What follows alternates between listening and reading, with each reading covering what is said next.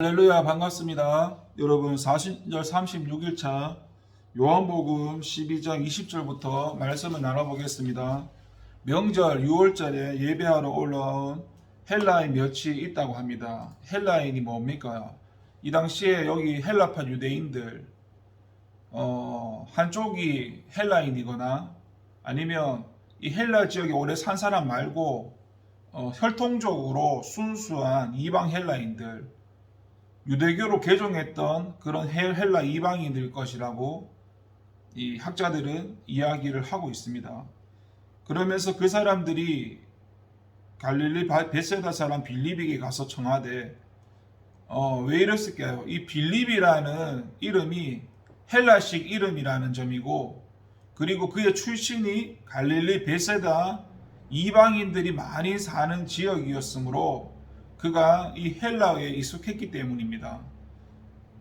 또 주님을 뵙기 원했던 이 헬라인들은 매사에 자기 마음대로 그렇게 매너 없이 행동하는 게 아니라 이런 절차를 중요시 했던 나름대로 교양 있고 존중한 사람이었다는 것을 우리가 본문을 통해서 또 알 수 있는데요. 그런데 22절에 가니까 빌립이 또 안드레에게 가서 말하고 이래 상의하는 부분이 나옵니다.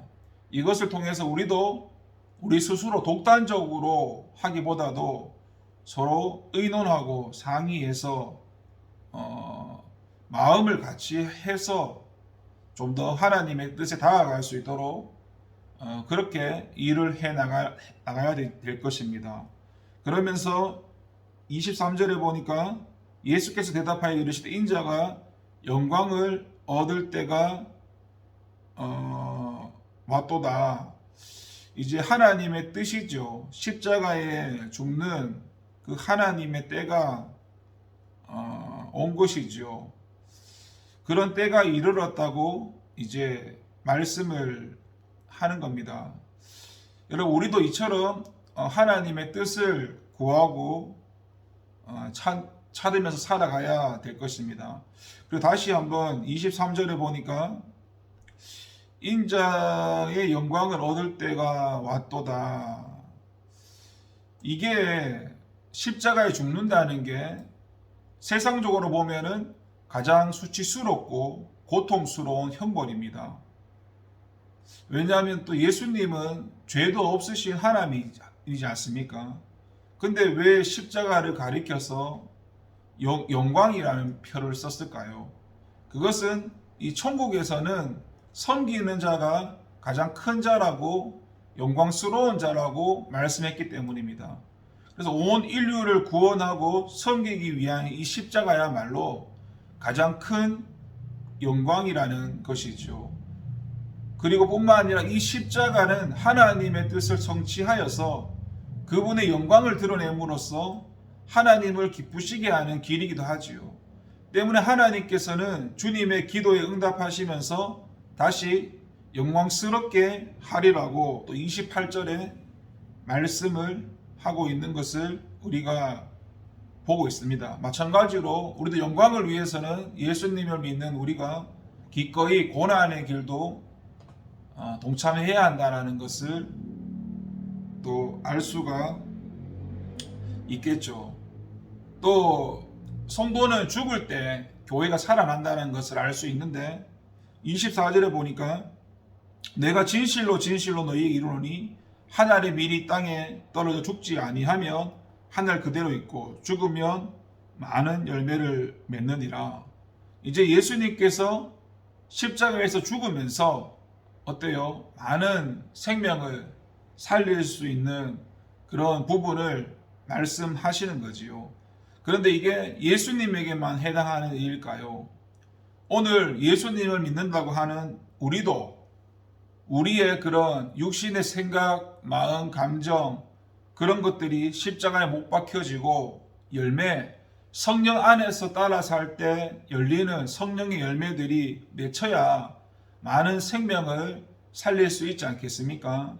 그런데 예수 믿고 구원받았다 하지만은 옛사람, 새사람 이런 존재를 분별하지 못한 채 여전히 내가 옛사람으로 살면서도 알지 못하고 그냥 열심히 하면 되지 뭐. 열심히 하는 게 중요한 게 아니라 내가 새 사람으로 사는 게 중요한 건데 사람들은 새 사람으로 산다라는 것에 대해서 생각하지 못하고 있습니다.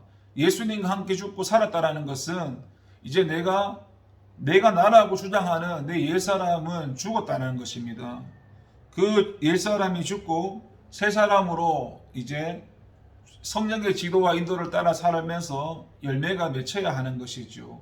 우리도 그렇게 살아가야 한다는 것을 말씀합니다. 그리고 26절에 보니까 뭡니까? 이 골고다까지 주님과 동행하는 자가 하나님께 기이 여김을 받는다는 걸 알 수 있는데 사람이 나를 섬기려면 나를 따르라. 나는 나 있는 곳에 나를 섬기는 자도 거기 있으리니 사람이 나를 섬기며 내 아버지 그를 귀히 여기시니라. 여기서 거기라는 게 어디를 가리킵니까? 바로 골고다 십자가 언덕을 가리킵니다. 주님께서는 이 십자가를 눈앞에 바라보시면서 이 말씀을 하고 계십니다. 주님께서는 이 말씀을 통해서 골고다 언덕까지 동행하는 자가 아니면 그리스도를 진정으로 섬기는 자가 될 수 없다. 그러한 자는 하나님의 사랑을 받을 수 없다라고 말씀하고 계시는 것입니다. 그래서 주님께서는 누구든지 나를 따라오려거든 자기를 부인하고 자기 십자가를 지고 주님을 따라올 것을 말씀하셨죠. 근데 오늘날 우리 믿는 사람들은 어떻습니까?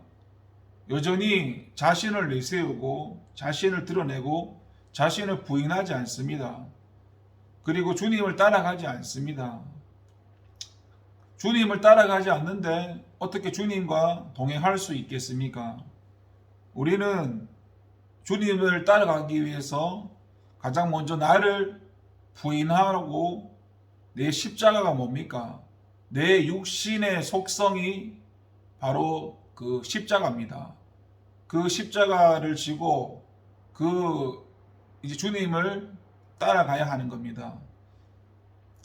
그리고 27절에 보니까 지금 내 마음이 괴로우니 무슨 말을 하리요? 아버지여 나를 구원하여 이때를 면하게 주옵소서. 그러나 내가 이때를 위하여 왔나이다 말하고 있습니다. 지금 예수님께서 마음이 괴롭다는 것은 십자가에서 죽는 것 때문에 괴로운 게 아닙니다. 예수님은 아무 죄가 없으신 하나님이신데 예수님이 괴로운 것은 이 죽음이 결국에는 뭡니까? 하나님과 그 관계가 끊어지는 바로 그런 자리이기 때문에 하나님으로부터 버림받는 일이기 때문에 그래서 예수님이 지금 괴로운 겁니다. 그렇지만 그렇게 예수님이 괴로우면서도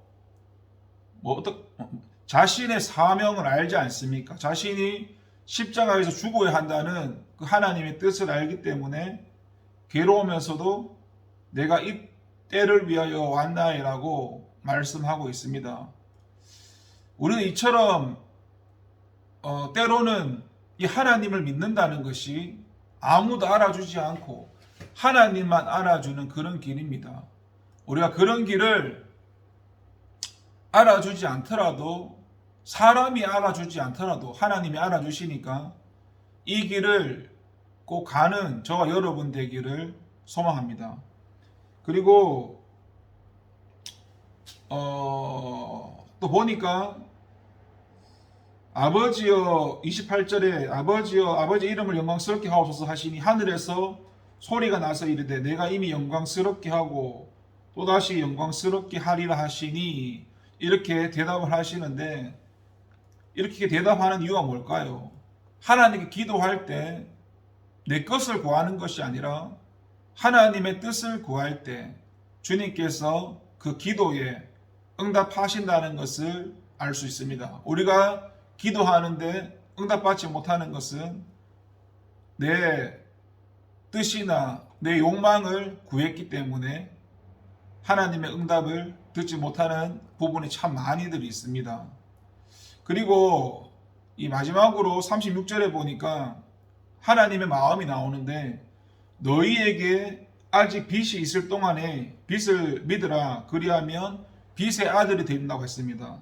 너희라는 게 여기서 유대인의 무리를 가리키고 이 빚이 그리스도 예수님 자신을 가리킵니다. 이 말씀은 유대인들을 향해서 생명의 빚으로 오신 그리스도께서 예수 그리스도를 믿어서 영생을 얻을 것을 그렇게 권면하고 계신 주님의 간절한 소망입니다. 어떻습니까?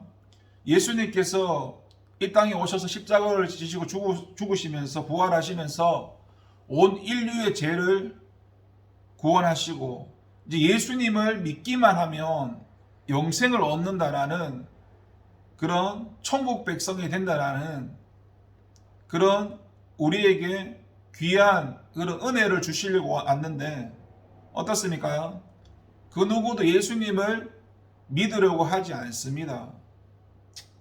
지금 31절에 보니까 이제 이 세상에 대한 심판이 이르렀으니 이 세상의 임금이 쫓겨나니라. 주님께서는 사람을 멸하려는 것이 아니라 사탄, 귀신을 멸하려고 31절에 보니까 오셨죠. 그러면서 우리가 잘 아는 말씀대로 그 강도가 죽을 때 주님을 받아들이고 회개하니까 낙원에 있으리라고 했지 않습니까? 그래서 36절 본문 말씀처럼 하나님께서는 유대인이든 이방인이든 누구든 간에 예수님을 믿고 영생으로서 돌아오기를 바라고 있습니다. 그렇게 구원의 초청잔치로 이 시간 우리를 부르고 있습니다. 이 시간 우리를 부르시고 있는 예수님을 우리가 받아들이고 그 예수님과 함께 천국의 삶을 거하고 이제는 내가 사는 것이 아니라 주님이 내 안에 살고 주님이 사시려면 어떻게 해야 됩니까?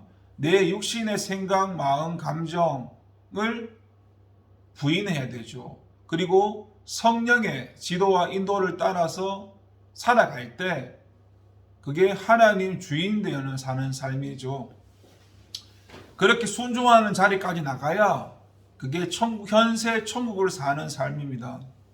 여러분, 주님과 동행하기를 원하십니까? 그러면은 주님과 관계 속성에서 보는 존재로 살지 말고, 보는 존재라는 것은 내 눈으로 보고 듣고 인식하고 판단하는 존재, 이 존재로는 주님을 알 수 없습니다. 주님은 듣는 존재로서 하나님이 말씀하시면 그 말씀을 듣는 존재, 그 존재로 살아갈 때 바로 하나님과 동행할 수 있다는 것입니다. 하나님과 그렇게 동행하는 저와 여러분 되기를 기도하겠습니다. 하나님 감사합니다. 사순절 기간 동안 주님을 더 깊이 알게 하시고 이제 내가 사는 것이 아니라 주님이 사시고 주님이 우리를 통해서 하나님의 나라와 뜻을 이루어가 주시옵소서. 감사드리고 예수님의 이름으로 기도드립니다. 아멘. 감사합니다.